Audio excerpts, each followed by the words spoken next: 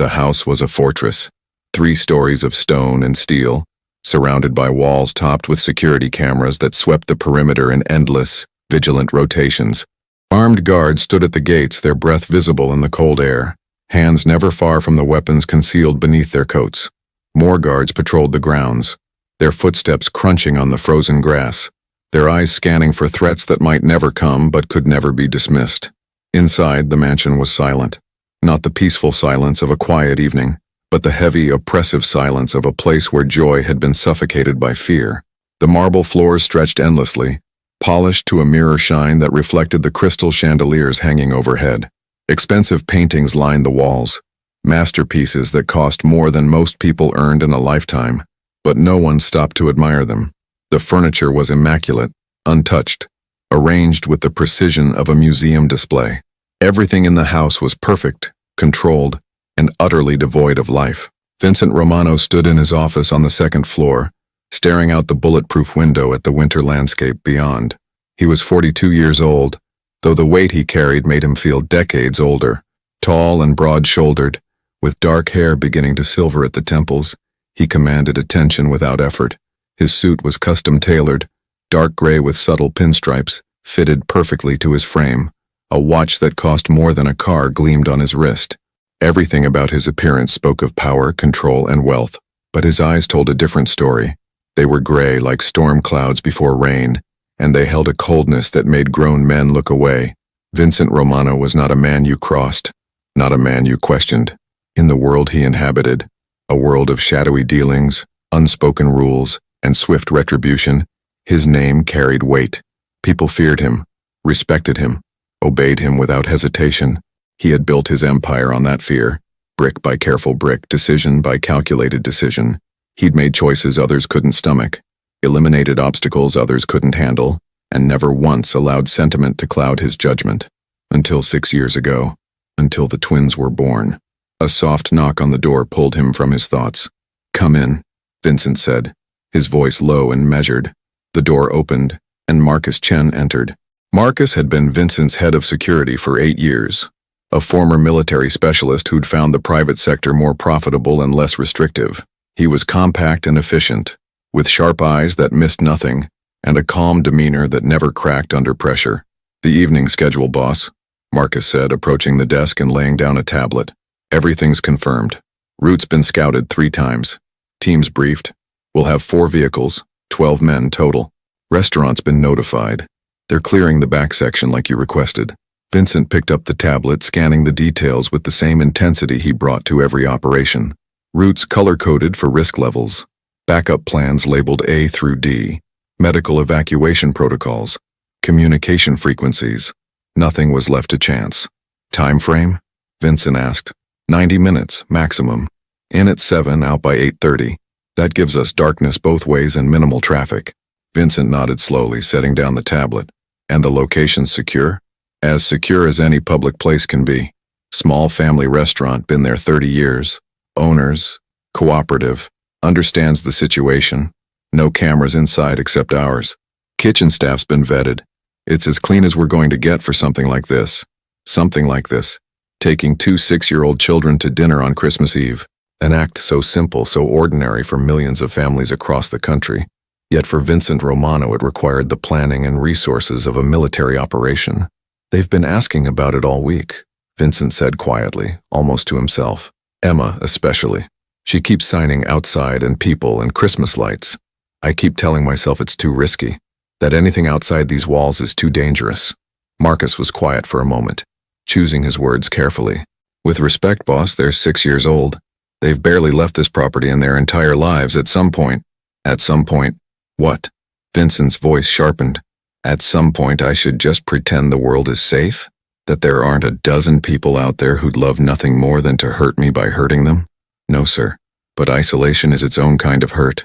The words hung in the air between them. Vincent's jaw tightened, but he didn't respond. Instead, he turned back to the window, watching the sun sink lower on the horizon, painting the sky in shades of orange and purple. Marcus knew when to press and when to retreat. "I'll make sure everything's ready," he said, moving toward the door. 6:45 departure. "Marcus," Vincent called out, stopping him. "If anything feels wrong, Anything at all. We abort. Immediately. Understood, boss. The door closed with a soft click, leaving Vincent alone with his thoughts once more. 3 floors below in the mansion's east wing, the twins were in their playroom. It was the one room in the entire house that showed signs of actual life. Toys were scattered across the plush carpet, building blocks and stuffed animals and puzzles in various states of completion. A small table in the corner held art supplies, crayons and markers and papers covered in the enthusiastic scribbles of children still learning to control their small hands.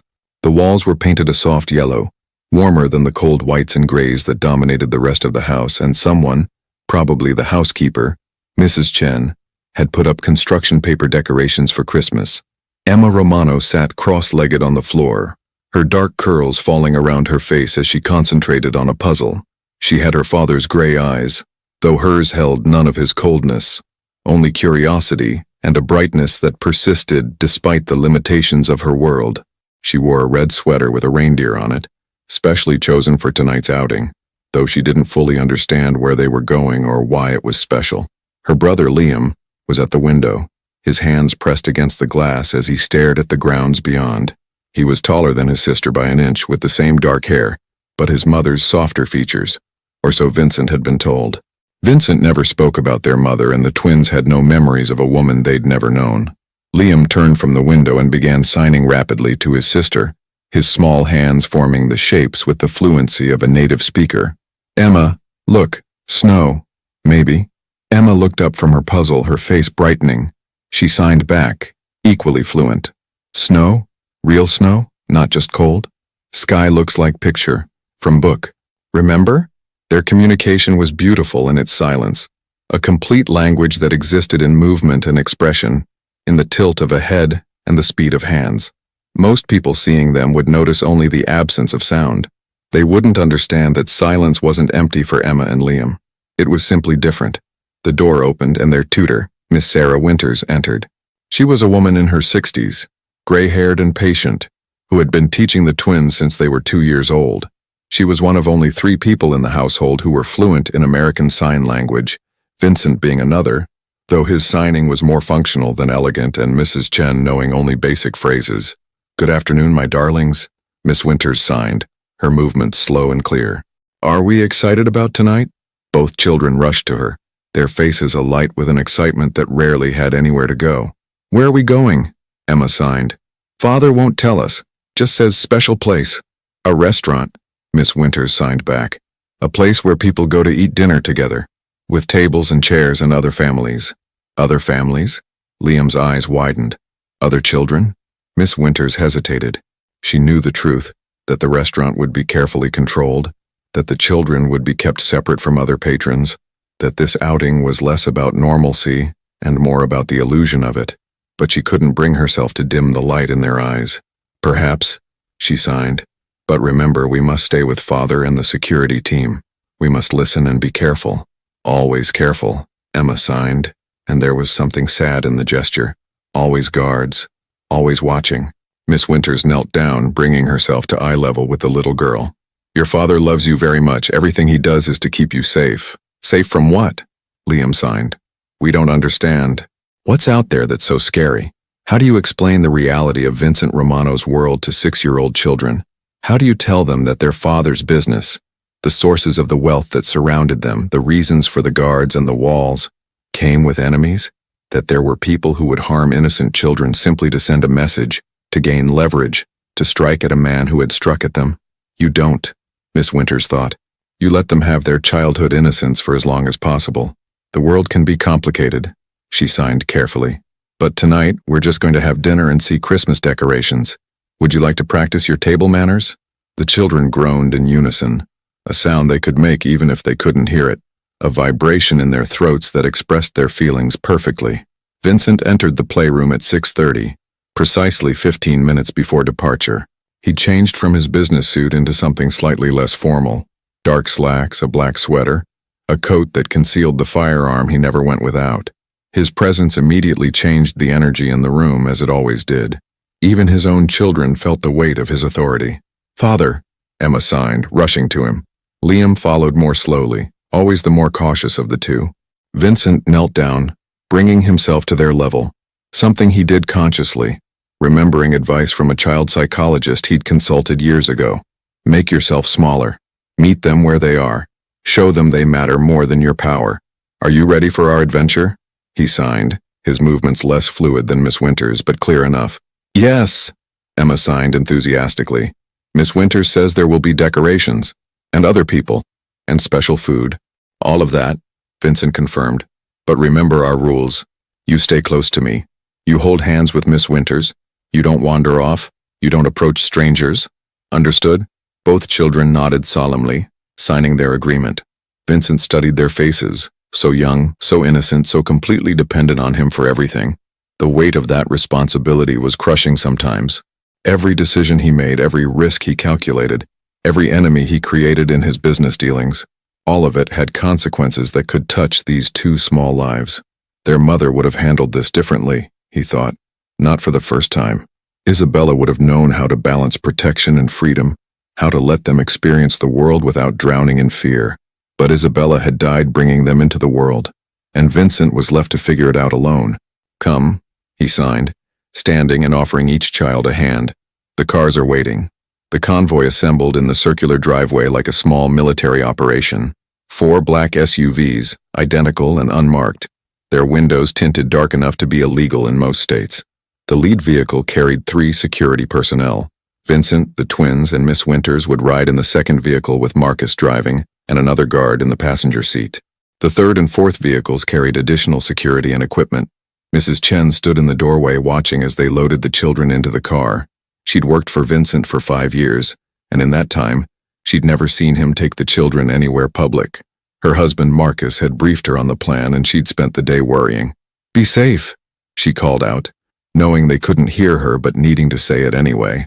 Vincent caught her eye and nodded once, a gesture of acknowledgement and reassurance. Inside the SUV, Emma and Liam pressed their faces to the windows, watching the gates swing open.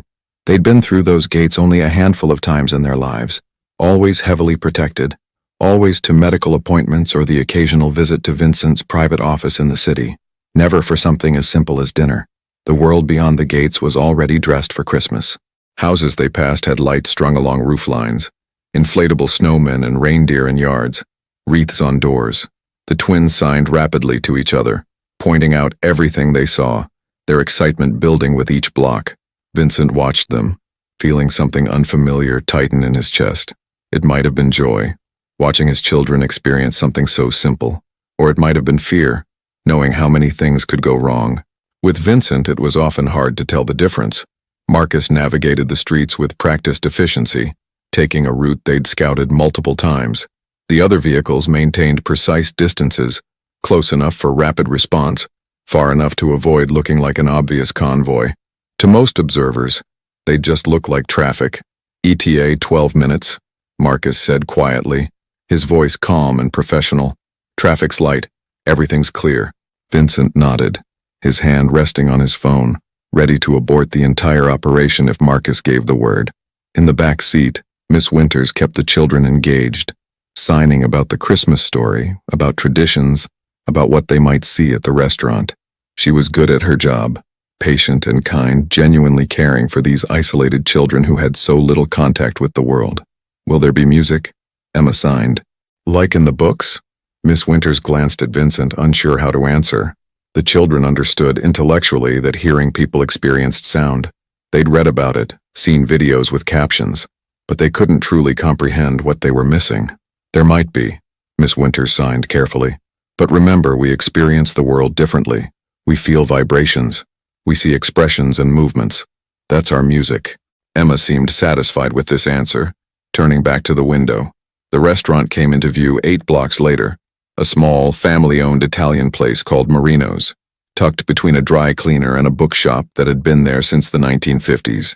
It wasn't fancy, wasn't trendy, wasn't the kind of place Vincent Romano would normally be caught in, but that was precisely why Marcus had chosen it. Low profile, established ownership, good sightlines, only 2 entrances, perfect for control. The convoy pulled into the alley behind the restaurant, away from the street traffic. The lead vehicle disgorged its team first, 4 men who immediately secured the perimeter, checking doorways and windows with practiced efficiency. Only when they signaled all clear did Marcus open Vincent's door. "We're good," Marcus confirmed. "Back entrance is clear, sections ready, teams in position." Vincent stepped out, immediately scanning the environment with the instincts that had kept him alive for 2 decades. Then he turned back to help the children out of the SUV. Emma and Liam emerged slowly, their eyes wide as they took in this new environment. Even the alley was exciting to them. Dumpsters and fire escapes and the back doors of businesses, all mundane details that were completely foreign to children who lived behind walls and gates. "Stay close," Vincent signed, taking Emma's hand while Miss Winters took Liam's. They moved as a unit toward the back entrance of Marino's, surrounded by a protective circle of security personnel. To anyone watching, it might have looked excessive, but Vincent knew the statistics, knew how quickly things could go wrong, knew that the world he operated in didn't forgive mistakes.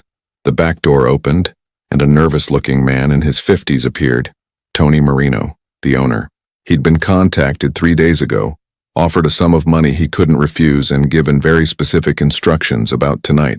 "Mr. Romano," Tony said, his voice shaking slightly.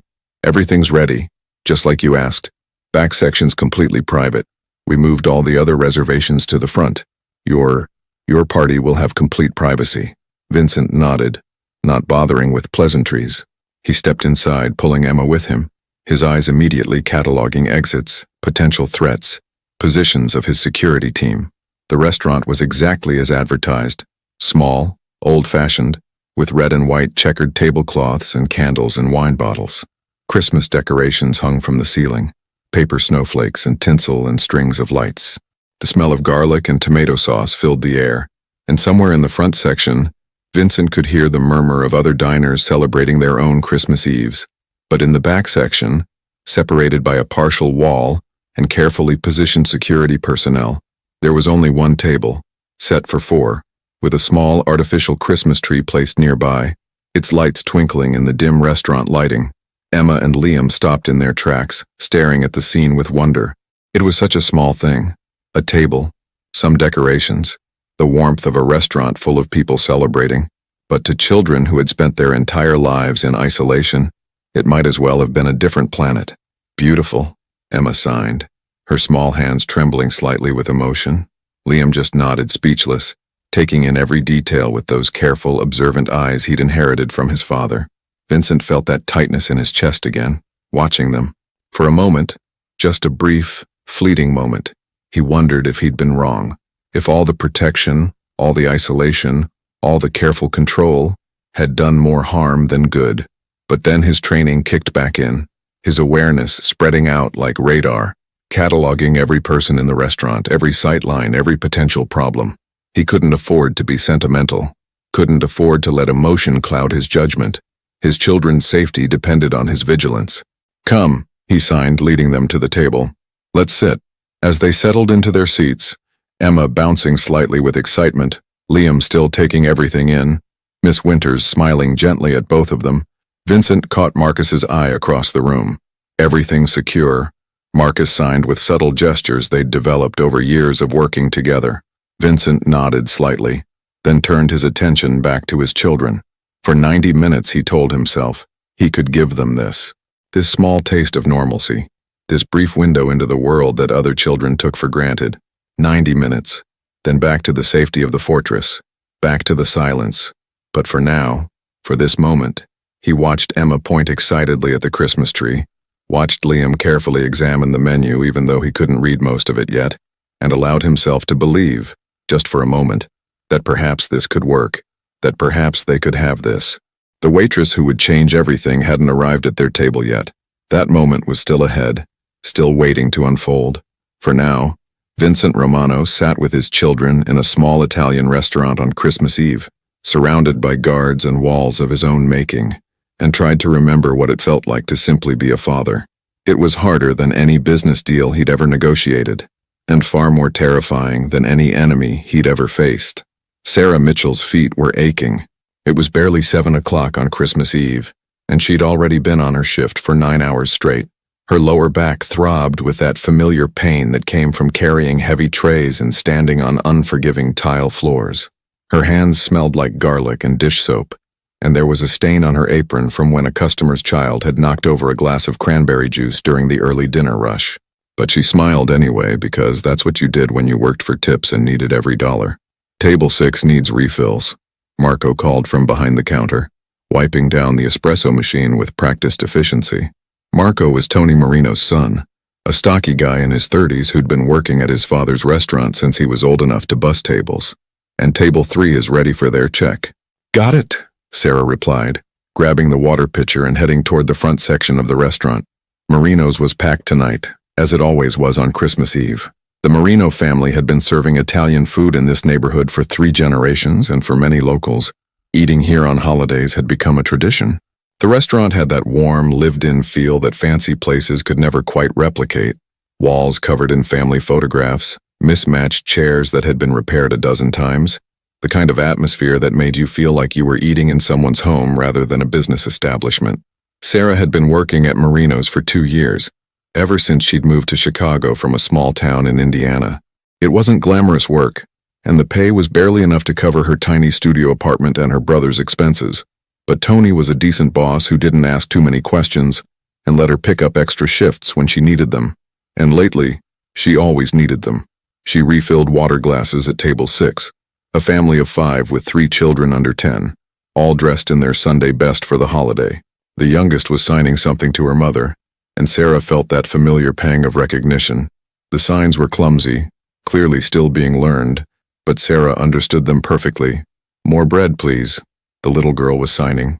Her mother looked confused, trying to interpret the gestures. Sarah set down the pitcher and smiled at the child. "Would you like more bread?" She signed clearly, her movements fluid and natural. The little girl's face lit up with surprise and delight. "Yes, please, you can sign?" "I can." Sarah signed back, then spoke aloud for the parents' benefit. "I'll bring more bread right away." The mother's eyes glistened slightly. "Thank you," she said quietly. "We're still learning. She was diagnosed only 6 months ago and we're trying to keep up, but..." "You're doing great," Sarah said warmly. "She's very expressive. That's the most important thing." As Sarah walked back toward the kitchen, she thought about her brother Danny, who was probably at their apartment right now, watching Christmas movies with the captions turned on. Danny was 14, born profoundly deaf, and he'd been Sarah's responsibility since their parents died in a car accident 3 years ago. She'd been 25, working her way through community college, and suddenly she was a guardian, a sister trying to play parent, navigating a world of audiologists and social services and advocacy groups. It had been the hardest 3 years of her life, but Danny was thriving. He was in a good school, had friends, was learning and growing, and if Sarah had to work double shifts on Christmas Eve to make that possible, then that's what she'd do. "Sarah!"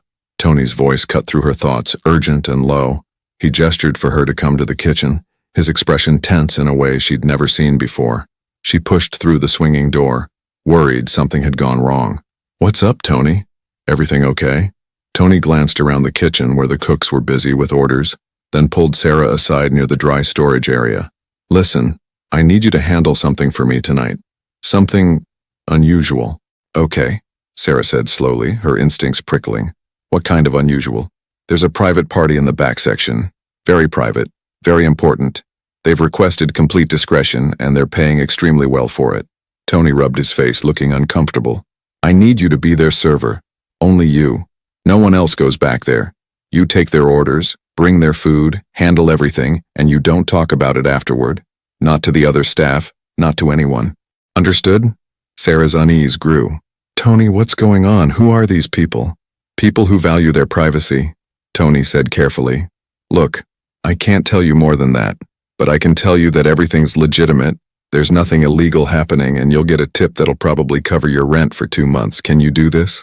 Sarah thought about Danny, about the bills stacked on her kitchen counter, about the new hearing aid he needed that insurance only partially covered. She thought about her pride, her instincts that were telling her this was strange, possibly risky. Then she thought about reality. "Yeah," she said, "I can do it." Tony's shoulders sagged with relief. "Thank you. Just be professional, be quiet, and don't ask questions.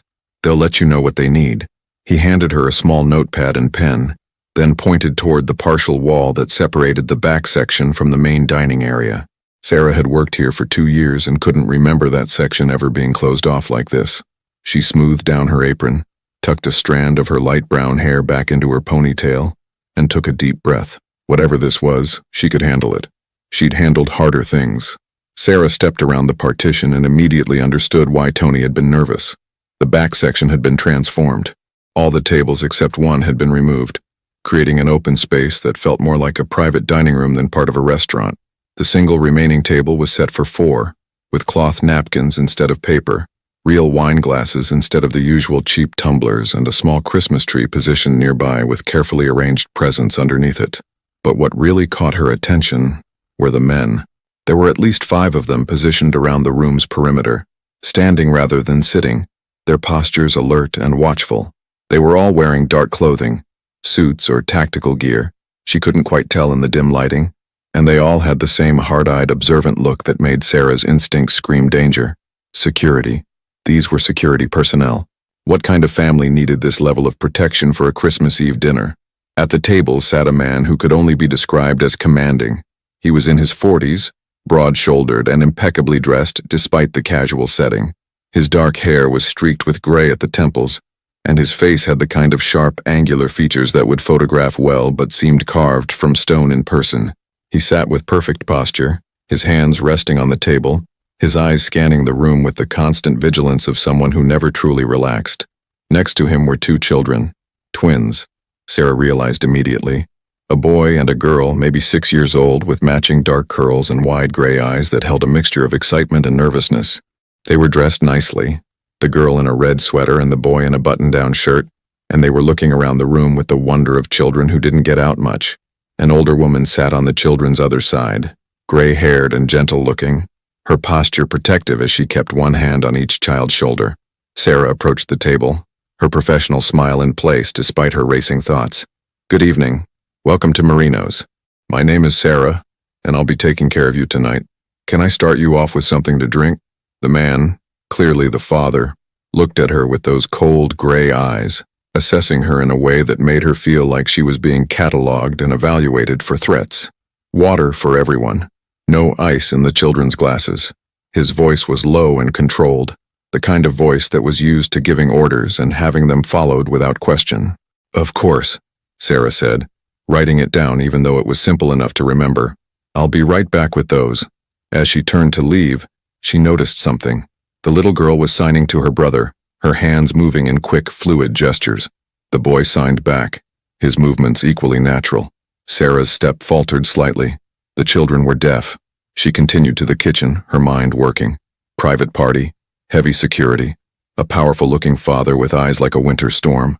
2 deaf children who seemed both excited and nervous to be in this public space. Whatever this family story was, it wasn't simple. Sarah returned with a tray of water glasses, setting them down carefully at each place. The children watched her with curious eyes, and the older woman, their tutor or nanny perhaps, smiled politely. "Thank you," the woman said warmly. "The children would like to look at the menu, please." Sarah distributed the menus, noting that the children immediately opened theirs and began pointing at the pictures, signing rapidly to each other. The father watched them with an expression that was hard to read. Protective, certainly, but also something else. Sadness, maybe. Or fear. "Take your time deciding," Sarah said. "I'll check back in a few minutes." She retreated to give them privacy, though she kept them in her peripheral vision as she attended to her other tables in the front section. The contrast was striking. In the main dining room, families laughed and talked loudly. Children ran between tables. Couples held hands over their meals. The atmosphere was warm and chaotic and alive. But in that back section, separated by just a partial wall, everything was contained, controlled. The children's excitement was muted, channeled through silent hand gestures. The father's attention never wavered from his surroundings. The security personnel remained motionless, like statues. It felt less like a family dinner, and more like a military operation. 5 minutes later, Sarah returned to take their orders. The older woman spoke for the group, having apparently consulted with the children. The children would both like the spaghetti with butter and cheese. "Simple, please, nothing too heavily seasoned. I'll have the chicken marsala, and Mr. Romano will have lasagna," the man, Mr. Romano, said shortly, "and a glass of the house red." Sarah wrote it all down, then hesitated. The little girl was tugging on the older woman's sleeve, signing something urgently. The woman watched, trying to interpret. her brow furrowing slightly. She's asking if she can have extra cheese, Sarah said quietly, without thinking. Everyone at the table froze. The older woman's eyes widened. The father's head snapped towards Sarah so fast she instinctively took a step back. Even the security personnel seemed to shift, their attention suddenly laser-focused on her. "What did you say?" Mr. Romano asked, his voice dangerously soft. Sarah's heart hammered. Had she made a mistake? Overstepped somehow? The little girl was signing. She was asking if she could have extra cheese on her pasta. "I'm sorry, I didn't mean to intrude. You know sign language?" The father's eyes had changed, the coldness replaced by something Sarah couldn't quite identify. Surprise, suspicion, and underneath it all, something that might have been hope. "Yes, sir, American Sign Language, I'm fluent." The little girl's eyes lit up like stars. She immediately began signing rapidly, her hands moving so fast Sarah almost couldn't keep up. "You can understand me? Really understand? Not just some signs, but all of them? Can you teach me new signs? Do you know other deaf people? Have you ever been to a deaf school? Why do you work here? Do you like Christmas? Can you see the tree? Isn't it pretty?" Sarah couldn't help but smile at the barrage of questions. She knelt down slightly, bringing herself to the child's eye level, and signed back just as fluently. "Yes, I can understand you perfectly. I'd love to teach you new signs if your father says it's okay. I know many deaf people. My little brother is deaf. I work here because I like helping people enjoy good food. I love Christmas. And yes, the tree is absolutely beautiful." The little girl's whole face transformed with joy. She grabbed her brother's arm, signing excitedly. "Liam, she can talk to us. She understands." The boy, Liam, looked at Sarah with more caution than his sister, but there was curiosity in his eyes too. He signed slowly, carefully. "What's your name?" "My name is Sarah," she signed back. "What are your names?" "I'm Emma," the girl signed, practically bouncing in her seat. "And this is Liam. We're twins. We're 6 years old. We've never met someone outside our house who can sign. Well, except Miss Winters and Father and some of the staff, but they learned for us. You already knew how." Sarah glanced up at the father, Mr. Romano, who was watching this interaction with an expression that was impossible to read. The older woman, Miss Winters apparently, had tears in her eyes. Is it all right if I communicate with them?" Sarah asked carefully, standing back up and addressing the adults. "I don't want to overstep." Mr. Romano was silent for a long moment, his jaw working as if he was grinding through some internal decision. Finally, he nodded once, sharply. "It's fine." But his eyes never left Sarah, watching her with an intensity that made her acutely aware of every movement she made. Emma immediately started signing again. "Can you tell us about the restaurant? We've never been to one before." "Not really. Father says we went when we were babies, but we don't remember. What do all these people do here? Why is it so busy? Do they all know each other?" Sarah's heart clenched at the innocent questions. These children had never been to a restaurant before. At 6 years old, what kind of life were they living? She signed back patiently. "A restaurant is where people come to eat food they didn't cook themselves. All these families are here celebrating Christmas Eve together. Most of them don't know each other. They just all chose to come to the same place. See that family over there?" She pointed subtly toward the main dining room, where a multi-generational group was laughing loudly. They're probably grandparents, parents, and children all having dinner together to celebrate the holiday. "Can we see them?" Liam signed, his caution giving way to curiosity. "Can we go look?" Mr. Romano's response was immediate and firm. "No." The word carried such finality that both children's faces fell. Emma's eyes glistened with disappointment, but she didn't argue. She'd clearly heard that tone before and knew better than to push. Sarah felt a surge of sympathy for these kids, whatever their father's reasons, and she suspected they were complex and probably justified in his mind. The children were paying the price for their isolation. "I'll put your orders in," she said gently, speaking aloud for Mr. Romano's benefit while signing simultaneously for the children. "While you wait, would you like me to tell you about some of the Christmas traditions that families do in restaurants?" Emma nodded eagerly. Liam glanced at his father first, seeking permission, and only nodded after Mr. Romano gave a slight tilt of his head. Sarah spent the next few minutes telling them about how some families came to restaurants so nobody had to cook on holidays, how some places sang Christmas carols, how servers sometimes wore Santa hats or reindeer antlers. She kept her hands moving in constant translation, and the children drank in every word like they were hearing fairy tales. Mr. Romano watched the entire interaction without speaking, his expression unreadable. When Sarah finally excused herself to put in their orders, she felt the weight of his gaze follow her all the way to the kitchen. Marco was plating salads when Sarah pushed through the kitchen door. He looked up, grinning. "How's the mysterious VIP table? They gonna tip you enough to retire?" "They're interesting," Sarah said carefully, clipping the order ticket to the line. "Family with 2 kids. Pretty private. Tony said you're not supposed to talk about them," Marco reminded her, but his tone was more curious than chiding. "I'm not talking about them. I'm just saying they're a family." Sarah grabbed a tray and started loading bread baskets. "How's the rush looking? We gonna clear out soon?" "Probably another hour. Everyone wants to finish dessert before heading to midnight services." Marco paused. "Hey, you okay? You look kind of shaken." Sarah forced a smile. "I'm fine. Just tired." But she wasn't fine. Something about that table, about those children who'd never been to a restaurant, about that father who looked at the world like it was constantly threatening his family, about the security team that seemed excessive for even a wealthy family's protection, bothered her deeply. Those kids deserved better than isolation, no matter how dangerous their father's world might be. When their meals were ready, Sarah loaded them onto a tray and carried them back to the private section. The family was talking, or rather signing, among themselves. Emma was telling some animated story, her hands flying, while Liam watched with that serious expression he seemed to wear like armor. Miss Winters was smiling, and even Mr. Romano's face had softened slightly. Sarah set down the plates, making sure to put the extra cheese on Emma's pasta as requested. The little girl's face lit up when she saw it. "Thank you," she signed enthusiastically. "This looks perfect." "You're very welcome," Sarah signed back. "Enjoy your dinner." As she turned to leave, Liam signed a question. "Sarah, do you celebrate Christmas with your brother?" The innocent question hit Sarah harder than she expected.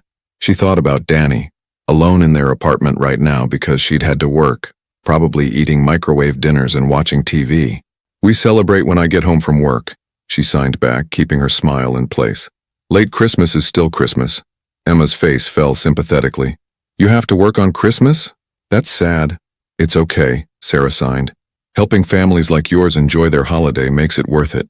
Mr. Romano spoke for the first time since she'd returned. "That's very dedicated of you." His tone was neutral, but there was something in his eyes. An assessment, maybe, or a calculation. Sarah just nodded and retreated once more, feeling increasingly out of her depth. For the next 45 minutes, Sarah moved between her regular tables and the private section, bringing refills and checking on the Romano family's needs. Every time she approached their table, the children would light up, signing questions or observations.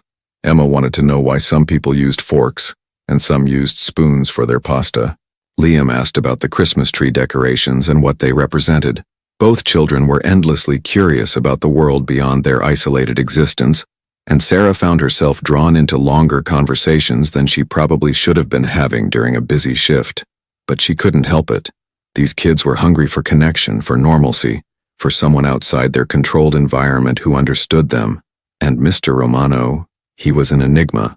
He barely ate his own meal, his attention constantly divided between his children and the room around them. But Sarah noticed that every time she signed with the kids, his posture would relax fractionally, as if seeing them happy eased some internal tension. When she brought dessert menus, Emma immediately pointed to the chocolate cake with ice cream. Liam chose the tiramisu. Miss Winters requested coffee, and Mr. Romano declined anything for himself. "Can Sarah sit with us while we eat dessert?"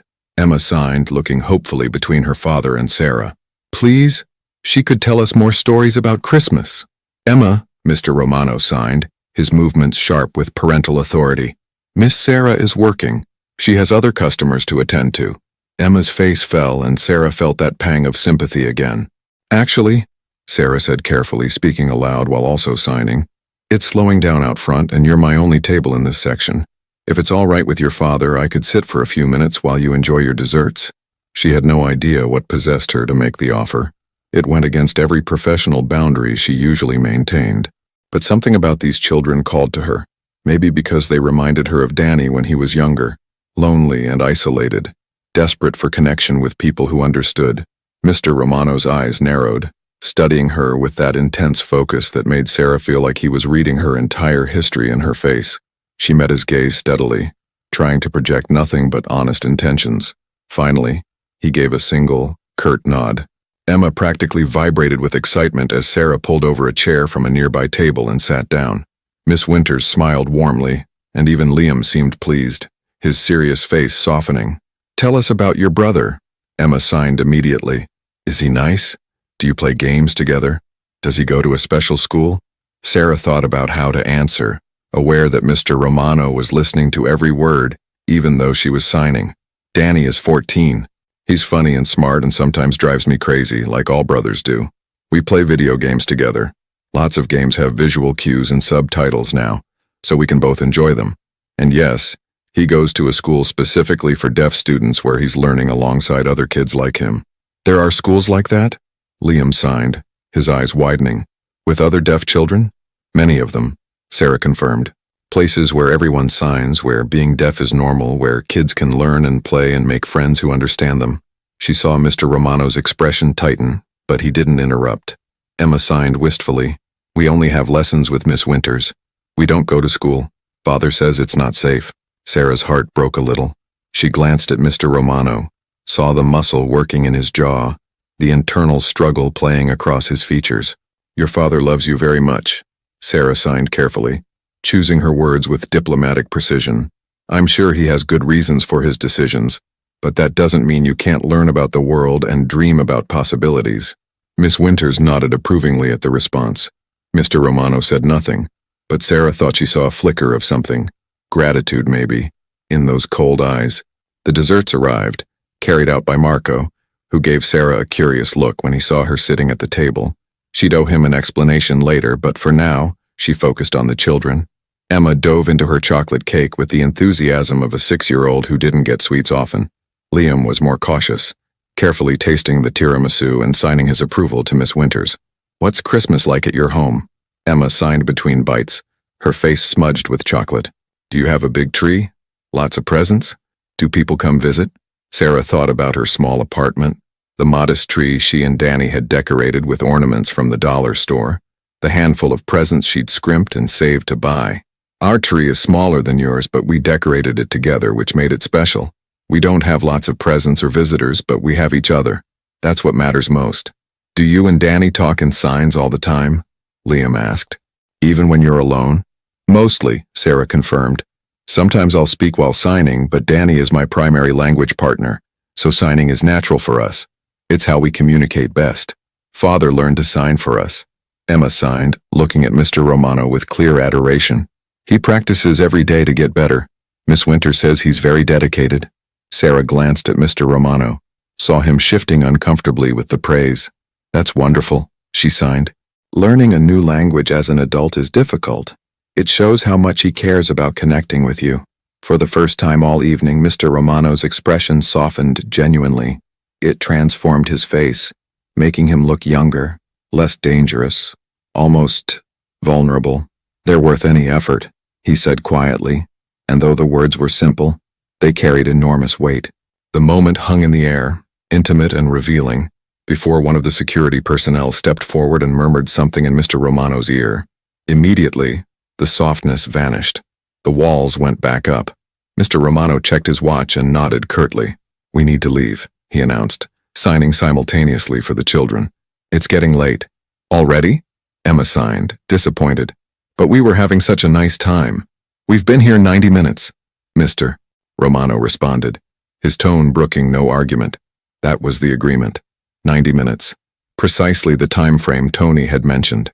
This entire evening had been planned down to the minute. Sarah stood, stepping back to give them space. "I'll get your check." "That won't be necessary," Mr. Romano said, pulling a money clip from his pocket.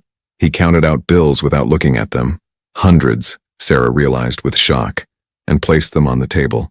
It was easily 4 or 5 times what the meal cost. "Sir, that's too much," Sarah protested automatically. "Consider it compensation for your time," Mr. Romano replied, standing. "And for your discretion. We were never here. You never saw us. Understood?"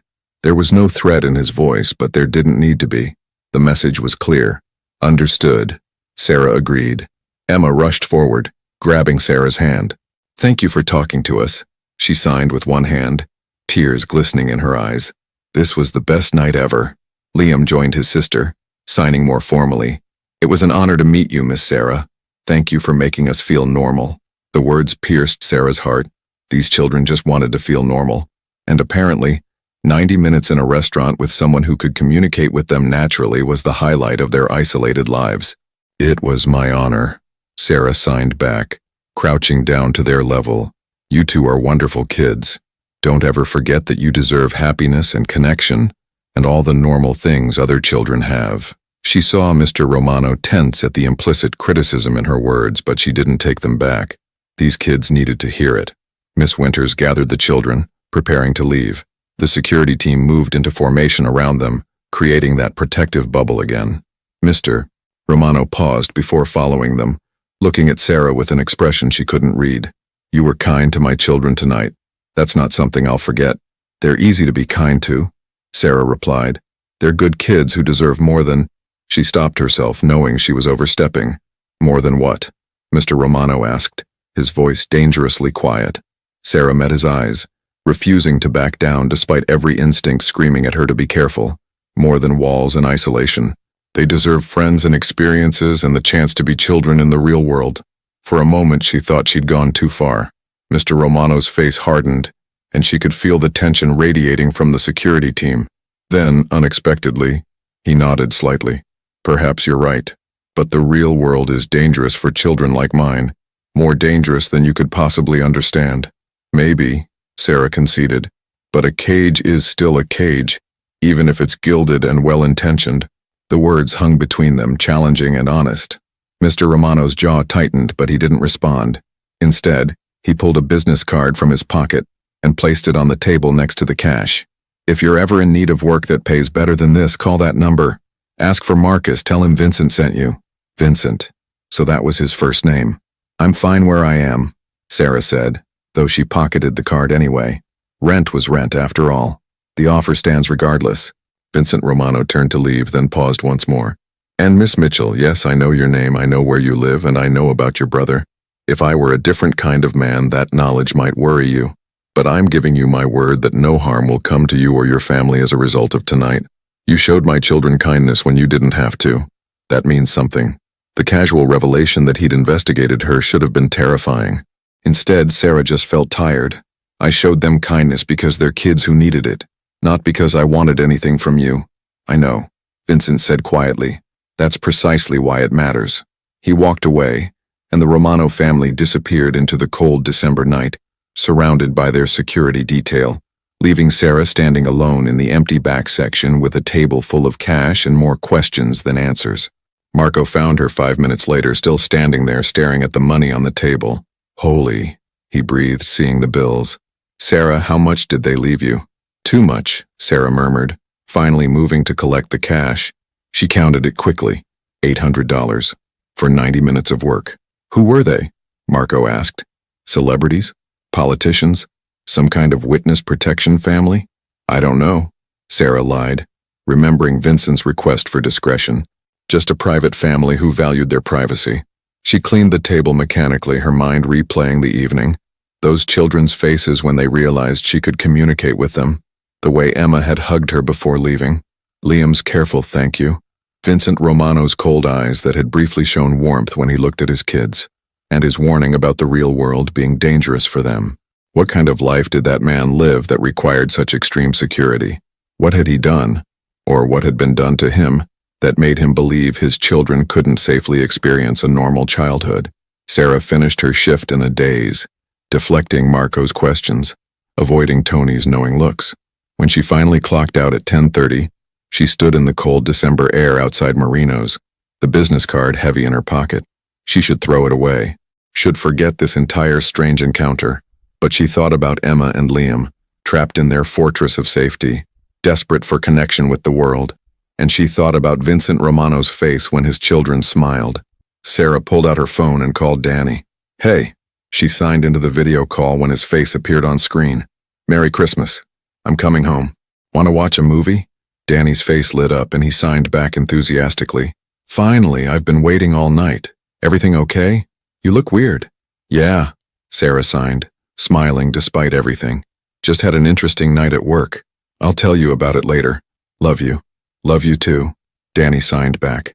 As Sarah walked toward the bus stop, snow finally beginning to fall on Chicago's streets, she made a decision. She didn't know what Vincent Romano's story was, and she probably never would. But if those children ever needed someone who understood them, someone outside their isolated world, she'd keep the card, just in case. Because every child deserved at least one person who saw them as more than a security risk. Even the children of dangerous men. 3 days after Christmas, Vincent Romano stood in his office, staring at a file that had been on his desk since the morning after their restaurant visit. Sarah Mitchell, 28 years old, guardian to her younger brother Daniel Mitchell, age 14, profoundly deaf since birth, parents deceased 3 years prior in a traffic accident, no criminal record, no outstanding debts beyond normal student loans, worked at Marino's for 2 years, consistent employment history before that, lived in a modest studio apartment in a decent neighborhood. The file contained everything Marcus could find about her, which meant it contained everything there was to find. Vincent had learned long ago that knowledge was protection, information was power, and understanding potential threats before they materialized was the difference between life and death in his world. But Sarah Mitchell wasn't a threat. She was just a waitress who happened to know sign language and had been kind to his children, and his children hadn't stopped talking about her since. Every morning at breakfast, Emma would sign questions. Do you think Sarah is working today? Does she have a Christmas tree like ours? Can we see her again? Liam, more reserved, would add his own quiet inquiries. Father, do you think there really are schools where all the children sign? Where Emma and I could have friends? Miss Winters had pulled Vincent aside yesterday with a gentle but firm observation. Those children experienced more joy in 90 minutes with that young woman than I've seen from them in months. They felt understood, normal, connected to the world. Vincent closed the file and turned to look out the window at the snow-covered grounds. His empire had been built on decisive action, on identifying opportunities and seizing them before competitors could react. Yet here he stood, paralyzed by a decision that should have been simple. His children needed what Sarah Mitchell could provide, not just sign language fluency, but genuine connection with someone from outside their isolated bubble, someone who treated them like normal kids rather than precious, fragile objects that might shatter at any moment.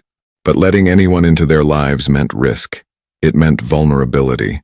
It meant trusting someone with his most precious weakness. Vincent's phone buzzed. Marcus. Boss, the morning security sweep is complete. Also, Miss Winters is requesting to speak with you.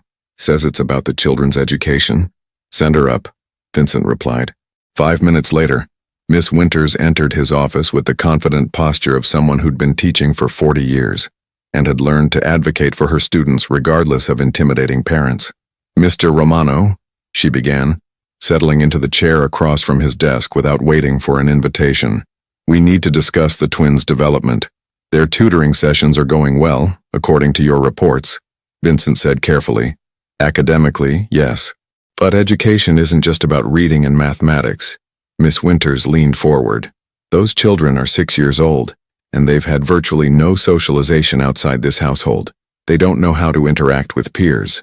They have no concept of friendship, of conflict resolution, of the social skills that children naturally develop through regular interaction. They're safe here, Vincent countered, though even to his own ears it sounded like a weak justification. They're isolated here, Miss Winters corrected gently, and I understand why. I do. But isolation comes with its own costs. Emma is becoming anxious and withdrawn. Liam is developing behavioral patterns that concern me. He's too controlled, too watchful for a child his age. They're absorbing your fear, Vincent, and it's shaping who they're becoming. Vincent flinched at her use of his first name. She rarely did that, reserving it for moments when she needed him to hear her as a person rather than as an employee. What are you suggesting? He asked quietly. The same thing that waitress suggested, whether she realized it or not. Those children need more. They need experiences, connections, opportunities to be children. Miss Winters pulled out her tablet, showing him something she'd prepared. There's a program, a specialized school for deaf children, excellent reputation, top-tier security that we could supplement. Or if that's too much, we could start smaller. Arrange play dates with other deaf children from families we've vetted. Hire additional tutors who specialize in socialization. Or, Vincent said slowly, the decision crystallizing even as he spoke, we could bring Sarah Mitchell here. Regularly. Let her spend time with the children in a controlled environment where I can ensure everyone's safety. Miss Winters blinked in surprise, then smiled. That's actually a wonderful idea. She clearly has a gift with them, and her brother's experience could provide valuable perspective. But Vincent, that can't be the only step. It needs to be the first step toward gradually opening their world. One step at a time, Vincent agreed. Let me think about the rest. After Miss Winters left, Vincent sat in silence for another 10 minutes before picking up his phone. Marcus, I need you to make contact with Sarah Mitchell, discreetly. Feel out whether she'd be interested in a private tutoring arrangement. Tutoring arrangement? Marcus's voice carried a note of surprise. Boss, are you sure that's wise? No, Vincent admitted, but I'm doing it anyway. My children deserve more than fear. They deserve a chance at happiness. Understood. I'll reach out today. Vincent ended the call and returned to staring at Sarah's file. He was inviting a stranger into his home, into his children's lives, based on nothing more than 90 minutes of observation and his children's smiles. In his world, such decisions usually ended badly, but when he closed his eyes, he saw Emma's face lighting up when Sarah signed to her. He heard Liam's quiet question about schools where deaf children could have friends. Some risks were worth taking, even for a man who'd built his life on eliminating risk. Sarah was restocking napkin dispensers when her phone rang with an unknown number. She almost ignored it, probably a spam call, but something made her answer. Miss Mitchell? This is Marcus Chen. We met briefly on Christmas Eve at Marino's. I work for Vincent Romano. Sarah's heart rate spiked.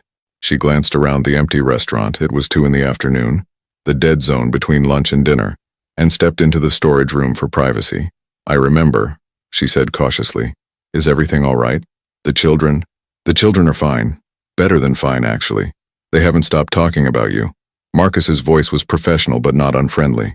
Mr. Romano would like to discuss a business proposition with you. Would you be available to meet with him tomorrow? A business proposition? Sarah's mind raced. What kind of proposition?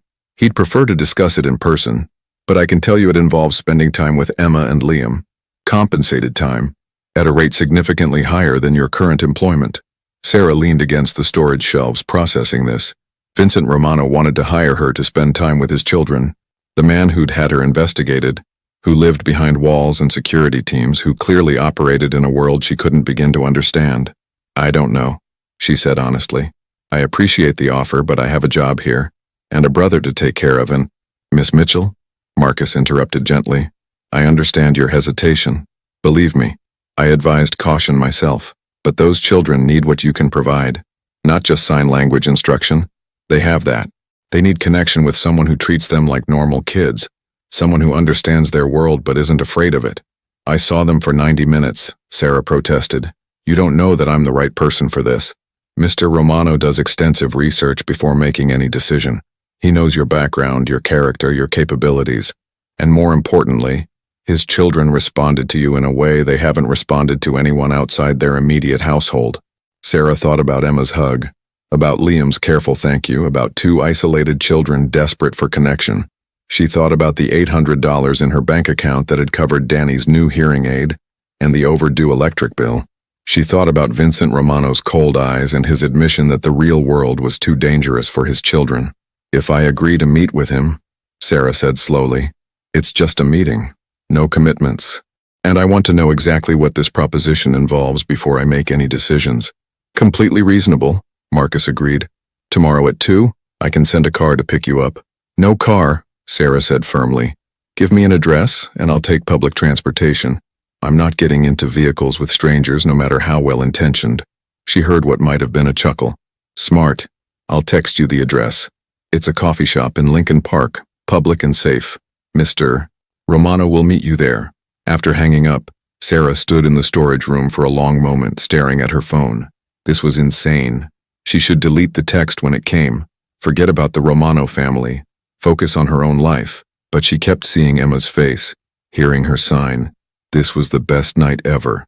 Every child deserved more than walls and isolation, even if helping them meant stepping into a world she didn't understand. Sarah pulled out her phone and called Danny. Hey, she signed when he answered. I need your advice about something weird. The next afternoon, Sarah arrived at the coffee shop 15 minutes early, wanting to scope out the location and settle her nerves. The place was upscale but not ostentatious. Exposed brick walls, local art displays, the smell of expensive espresso filling the air. Vincent Romano sat in the back corner, positioned so he could see both exits. He wore civilian clothes, dark jeans and a sweater, but somehow still looked like he was conducting a business deal. Two of his security team sat at separate tables, trying and failing to look like normal customers. Sarah approached slowly, her backpack slung over one shoulder, very aware that she was wearing her work clothes and probably smelled like restaurant grease. Vincent stood as she approached, a gesture of respect she hadn't expected. "Miss Mitchell, thank you for coming." "Mr. Romano." Sarah sat across from him, declining the menu the barista brought over. "Let's skip the pleasantries. What exactly do you want from me?" A ghost of a smile touched Vincent's lips. "Direct. I appreciate that." He folded his hands on the table. "My children need what you can provide. Not just sign language fluency. They have excellent instruction in that. They need exposure to someone from outside their isolated world. Someone who can help them understand that being deaf doesn't mean being limited. They need friends their own age," Sarah said bluntly. "They need school, socialization, normal childhood experiences. Eventually, perhaps. But right now they need a bridge.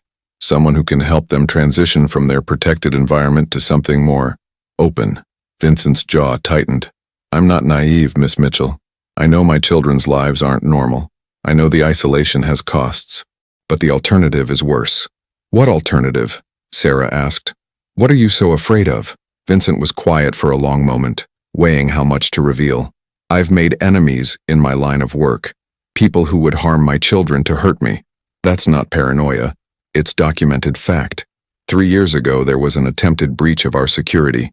2 years before that, credible threats that required us to relocate temporarily. My children's safety isn't theoretical." Sarah absorbed this, understanding clicking into place. "So you want me to come to your fortress and give them supervised glimpses of normalcy, while you maintain total control of the situation?" "Yes," Vincent said simply.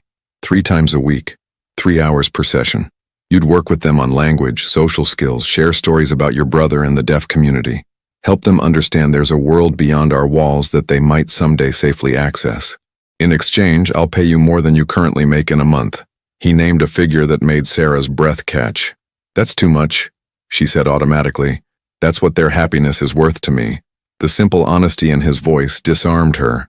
This dangerous man with his security team and his secrets just wanted his children to smile. "I'd need to bring Danny sometimes," Sarah said. "My brother. He could help them see what life as a deaf teenager looks like. Show them it's possible to be happy and independent." Vincent nodded. "I'd want him vetted first, but yes, that could be valuable. And I'm not signing anything that prevents me from walking away if I feel uncomfortable, or if I think what's happening isn't healthy for the children." "Agreed." Sarah studied him, this complicated man who'd built a fortress to protect his children while accidentally imprisoning them. "Why me? You could hire professional therapists, specialized educators, people with actual credentials." "Because my children smiled when they were with you," Vincent said quietly. "Real, genuine smiles I haven't seen in months.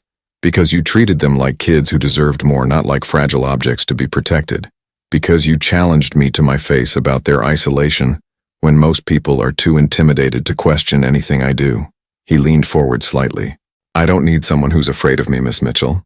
I need someone who cares more about my children's welfare than about pleasing their employer. Based on Christmas Eve, that's exactly what you are." Sarah sat back, processing.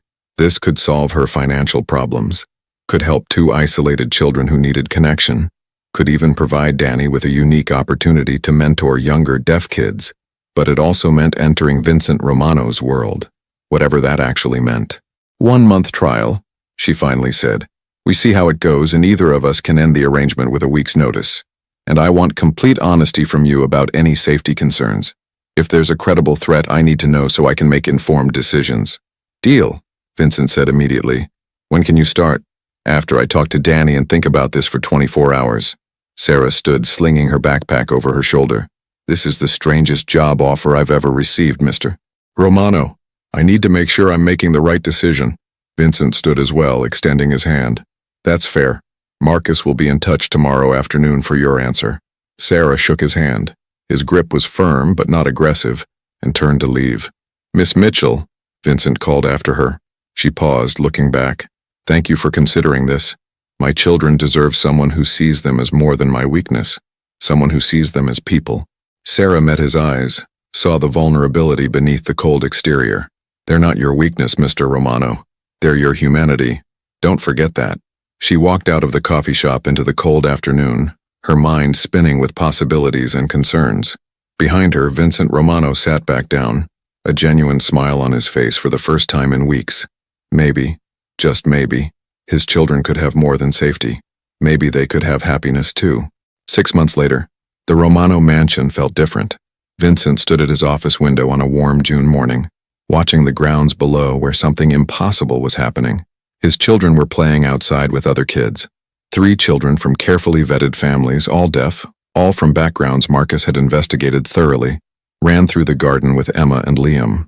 Their laughter was silent, but their joy was unmistakable, hands flying in animated conversation as they chased each other around the fountain. Sarah sat on a bench nearby, signing with another parent, relaxed and smiling in a way that had become familiar over the past months. Danny stood with Liam, showing him something on a tablet, their heads bent together in concentration. "Never thought I'd see this," Marcus said quietly, joining Vincent at the window. "The fortress has gates that actually open now." Vincent smiled slightly. "Controlled gates, on specific days, with full security protocols. Still, it's progress. It was more than progress. It was transformation."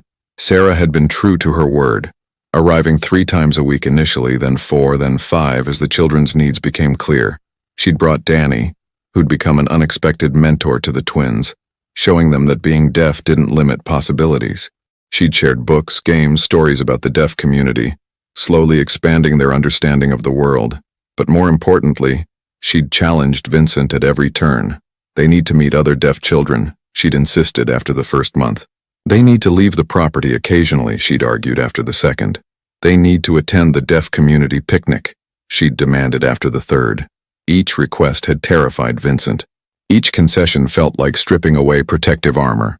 But each time he'd agreed, with conditions, with security, with careful planning, his children had flourished. Emma had transformed from anxious and withdrawn to confident and social. Liam had relaxed, his too watchful demeanor giving way to typical childhood curiosity.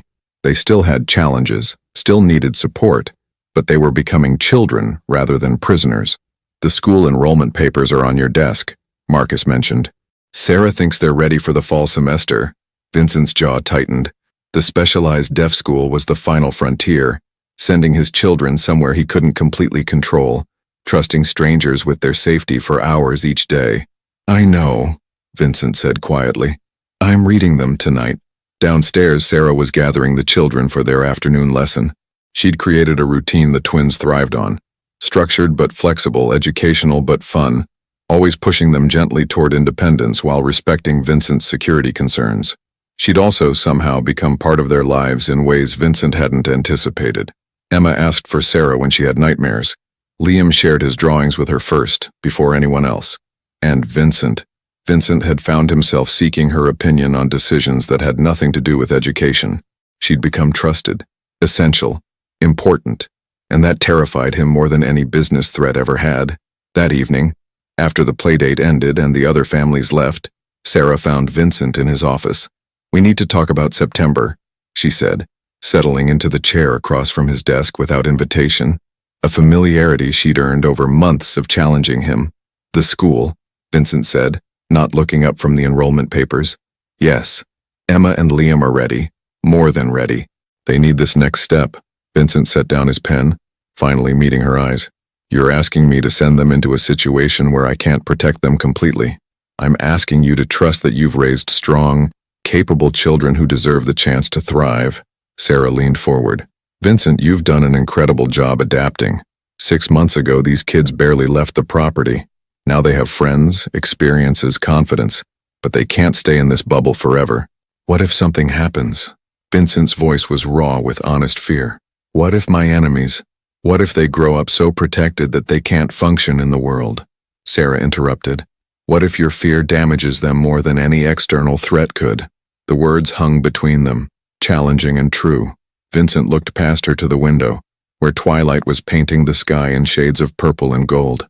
"Their mother would know what to do," he said quietly.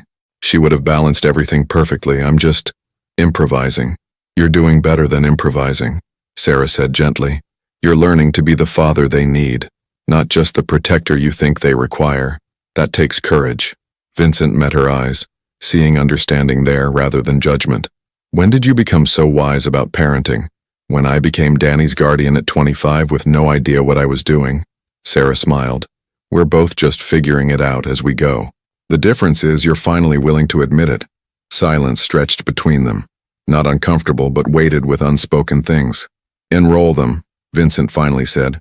Full security detail, vetted teachers, emergency protocols in place. But yes, they can attend school. Sarah's face lit up. They're going to be so excited. Don't tell them yet. I need time to prepare.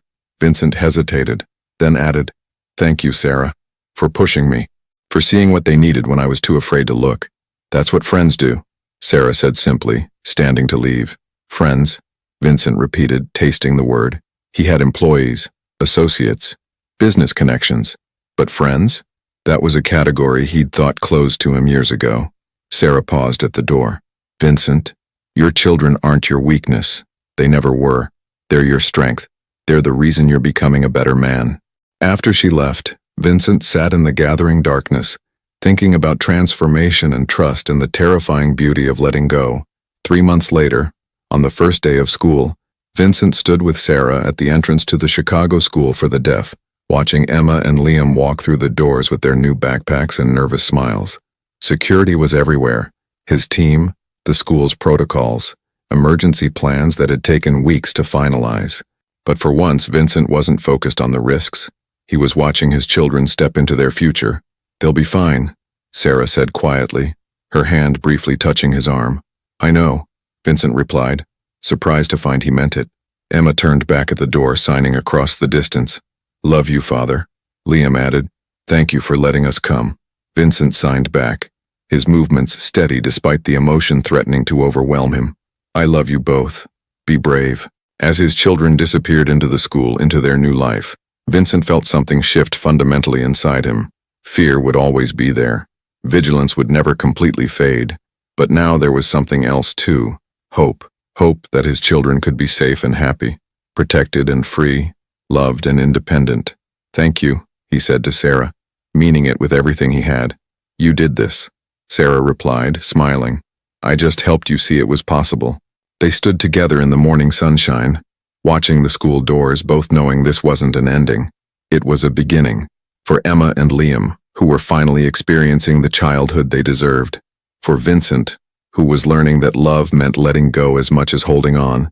And for Sarah, who'd walked into a fortress and helped transform it into a home.